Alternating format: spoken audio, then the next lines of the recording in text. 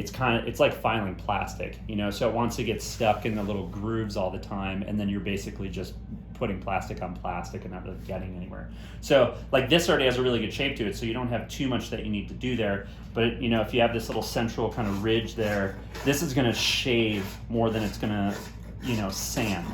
And you can see this stuff's all white, which means it's all epoxy. When you get into the carbon fiber, it'll be black. So this is kind of step one for just like knocking down the big stuff, and you can see the highs and the lows, you know, pretty obviously, like when you sand anything. So step one is to go through, do this, do your general shaping. That's usually as much as you get done today. You know, and there's going to be all those drip, kind of low drip marks, you know, because, you know, gravity pulled all that stuff around.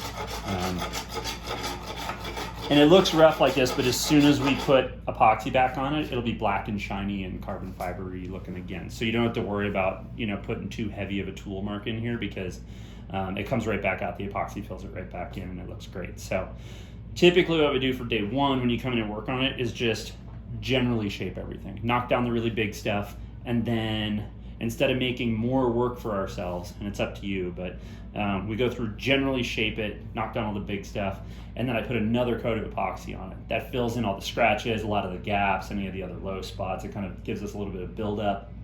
And then when you come back, you start sanding on it to actually smooth it out. So the epoxy layering really helps reduce the amount of tooling work, because the carbon fiber is really hard. Like the carbon fiber is going to ruin sandpaper in a file like real quick, you know, because you're just filing on something that's hard as stone at that point, you know.